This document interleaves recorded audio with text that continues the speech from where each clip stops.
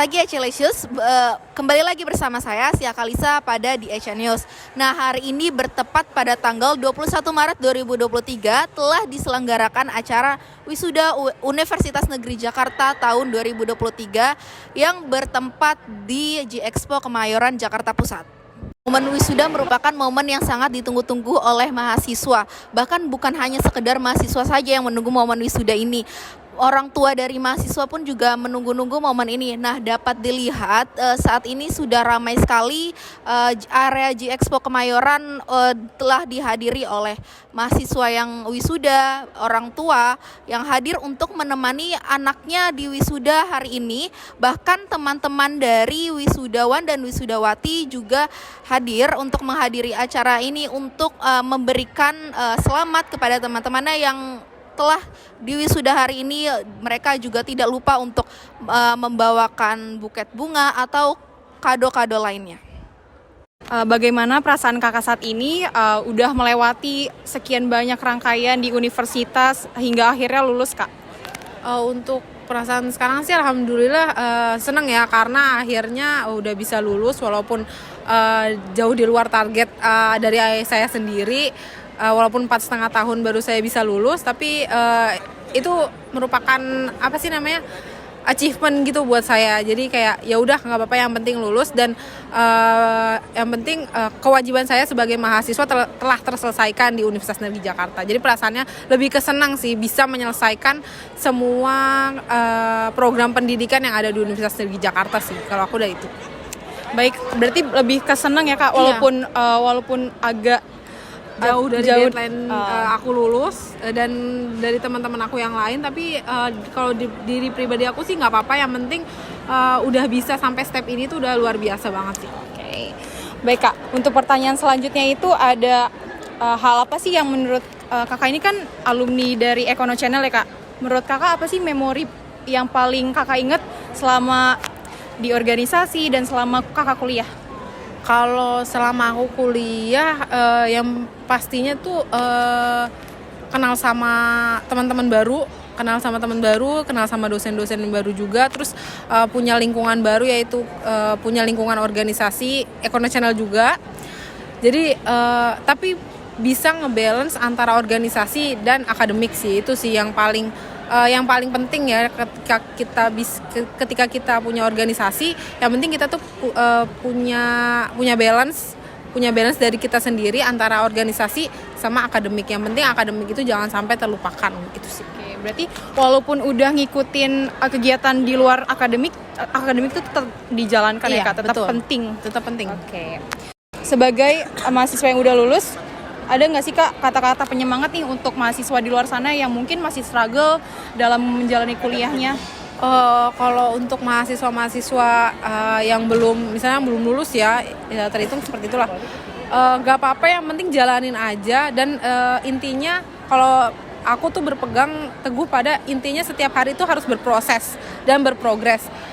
Mau kalian belum lulus, yang penting setiap harinya tuh kalian berproses dan berprogres. Jadi misalnya nge-stuck di sini nih gitu, tapi harus tetap ngejalanin, tetap harus dikerjain apapun itu. Misalnya skripsinya nge-stuck di sini, apapun itu harus tetap dikerjain, dan tiap harinya harus ada proses dan progres. Kalau menurut aku kayak gitu sih. Ada selanjutnya deh, Kak, menurut kakak di step paling mana sih yang susah banget untuk dilaluin? Apakah skripsi atau sidang segala macam? Kalau dari aku pribadi sih mungkin tugas akhir ya, itu skripsi.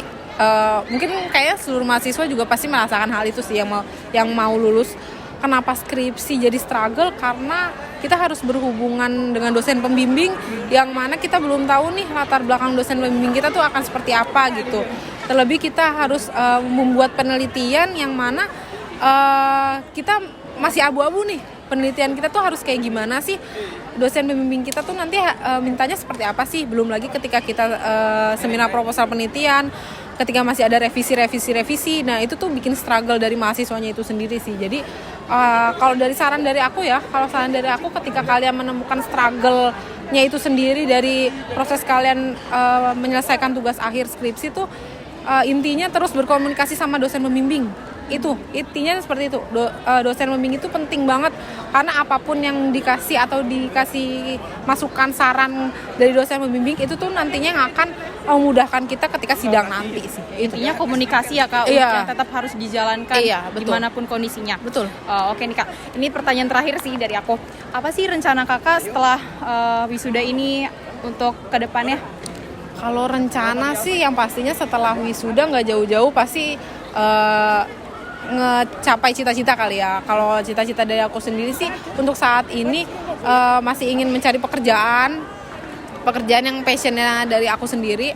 Walaupun aku basicnya pendidikan, dari pendidikan administrasi perkantoran, tapi karena aku pernah ada di organisasi, pernah terlibat dalam suatu lingkup organisasi dan terlibat langsung dari divisi humas dan sosial media, jadi aku pengen ngembangin skill dan pengetahuan aku tuh di bidang sosial media sih khususnya gitu. Sesuai dengan passion ya Kak? Betul.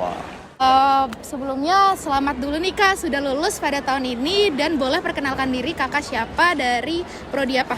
Oke, terima kasih untuk kesempatannya. Aku namanya Hananinda Kamila dari Prodi Pendidikan Administrasi Perkantoran. Sama nih Kak, aku juga dari prodi administrasi pendidikan. kita satu Iya. Nah, aku mau nanya nih, bagaimana sih perasaan Kakak udah dapat lulus pada tahun ini, tahun 2023, dan alhamdulillahnya wisudanya secara offline. Oke, yang perasaannya ya, Iya. perasaannya bisa wisuda tahun ini tuh benar-benar senang banget karena ngerjain skripsi itu beneran berat ternyata. Terus apalagi di masa-masa di saat teman-teman udah pada lulus, terus sambil magang juga dan aku sidangnya tuh di akhir-akhir penutupan sidang. Oh iya. Jadi pas selesai sidang dan dinyatakan bisa lulus dan ikut wisuda tahun ini, dan kebetulan offline, senang banget sih. Iya, wah senang banget ya Kak pastinya. Nah, aku mau nanya nih, kan Kakak pernah ikut Econational, organisasi, banyak banget juga kehektikan lainnya, hektik kuliah, apapun itu. Nah, gimana sih cara Kakak ngeimbangin waktu kuliah sama organisasi Kakak? Oke, dulu waktu EC cara bagi waktunya sih nggak terlalu susah ya, soalnya kalau ada rapat pasti selesai perkuliahan. Mungkin kalau ada job desk, kebetulan aku layout, jadi harus ngerjain desain. Nah itu bisa dikerjain sepulang kuliah gitu. Oke, teman-teman boleh nih kalau yang ikut organisasi sambil kuliah boleh diikutin cara kakaknya. Nah, menurut kakak hal yang paling memorable selama kuliah ini atau saat menuju akhir ini tuh apa ya?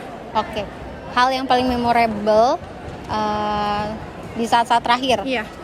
Itu pas ngerjain skripsi bener-bener setiap hari ke perpus, karena kalau ngerjain di rumah tuh kayak nggak fokus, jadi ngajakin temen-temen 4 orang setiap hari bener-bener ke perpus, pulang sore, dan itu di repeat terus sampai selesai. Itu memorable banget sih karena kerasa gitu.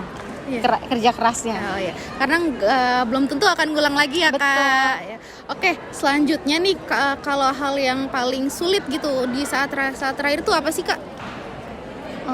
Sebenarnya struggle skripsi itu banyak ya, cuman yang paling susah mungkin kalau dosennya susah dihubungi. Oh iya itu. Nah itu cara pinter-pinter kalian lah untuk ngehubungin dosennya, jangan bosen-bosen untuk ngingatin kalau kalian udah selesai gitu. Dihubungin terus, jangan takut. Nah, apa ya? Nah, kalau abis ini tuh kakak mau ada niatan lanjut pendidikan ke S2 atau langsung kerja? Untuk S2 kayaknya harus nabung dulu ya. Oh iya. Jadi kebetulan aku lagi magang, jadi harus diselesaikan dulu kontrak magangnya, terus abis itu kayaknya mau kerja dulu baru nabung untuk S2 ya. Alhamdulillah ya Kak, udah magang, udah Iya. dapat kerja. Nanti kalau emang ada niatan, insya Allah sambil cari-cari beasiswa lain tuh bisa ya. Betul. Nah, terakhir nih Kak, dari aku mau nanya, apa harapan Kakak atau kesan-pesan buat mahasiswa yang masih di bawah Kakak gitu, yang masih menempuh pendidikan nih? Oke, pesannya ya. Iya. Pesan untuk adik-adik tingkat. Iya. Jadi Jadi pesannya yang lagi nyusun skripsi terutama semangat, kerjain aja sebisanya, take your time, jangan merasa terbebani. Setiap hari kalau bisa, kalau pengen cepet itu harus ada yang dikerjain setiap hari tuh. Jadi untuk nggak apa-apa progresnya sebentar tapi pasti gitu loh, lambat tapi pasti gitu. Dan semangat untuk studinya. Sebelumnya kalau boleh tahu namanya siapa dan dari prodi apa? Nama aku Gifty dari Prodi Psikologi. Oke, Kak Gifty ya. Oke, aku mau nanya nih Kak, kan Kakak jadi cum laude, raih cum laude. Nah, perasaan Kakak gimana sih dapat predikat sebagai cum laude ini? Perasaannya itu yang pasti terharu banget. Nggak sangka kalau bisa sampai cum laude gini. Apalagi waktu itu juga kepotong ini kan pandemi, jadi belajar itu agak susah gitu. Jadi paling perasaannya itu untuk saat ini sih terharu, seneng, bangga gitu sih. Pastinya kalau cum laude tuh senang banget kan ya, kan nggak nyangka bisa lulus dengan cum laude. Nah, kalau selanjutnya nih aku mau nanya, apa sih kan cum laude identik dengan nilai-nilai yang tinggi. Nah, kalau dari Kakak sendiri tuh ada nggak sih tips dan trik untuk dapat nilai yang tinggi itu? Oke, kalau dari aku tips and triknya itu kalau di kuliah itu tuh ini ya apa sih kayak identik banget dengan aktif bertanya. Kalau menurut aku aktif bertanya itu tuh benar-benar apa ya penting banget dalam dunia perkuliahan dan benar-benar bisa ngebantu nilai kamu banget, dan dosen tuh jadi tahu kamu tuh kalau kamu sering nanya kayak gitu-gitu. Sama ya paling yang lainnya itu sih ya belajar sih, kayak apa ya, mungkin tiap orang beda-beda kan cara belajarnya kayak gitu. Mungkin belajarnya itu lebih digiatin lagi gitu ya. Nah, boleh nih teman-teman yang masih belajar ikutin tipsnya Kak Gifty ini. Nah, kalau selanjutnya aku mau nanya, ada nggak sih udah ada tujuan ke depannya itu mau kerja atau lanjut S2 dulu? Oke, kalau sampai saat ini aku itu tujuan ke depannya itu mau kerja dulu gitu. Oke, kerja dulu ya Kak. Jadi kayak nyalurin ilmu-ilmu yang udah didapat di perkuliahan ini. Nah, pertanyaan terakhir nih Kak dari aku, ada nggak harapan atau kesan-pesan gitu buat lulusan UNJ pada tahun ini? Oke, kalau kesan-pesan lulusan UNJ tahun ini dan harapannya itu pokoknya semua yang lulus tahun ini itu ilmunya itu bisa digunain dengan sebaik-baiknya, bisa berkah ilmunya pokoknya. Terus juga biar cepet dapat kerja semua, bisa naikin nama alma mater UNJ. Saya dan teman saya sudah melakukan wawancara dengan alumni Econo Channel yang wisuda pada tahun 2023 ini. Saya Asia Kalisa dan tim yang bertugas pamit undur diri. Sekian, terima kasih.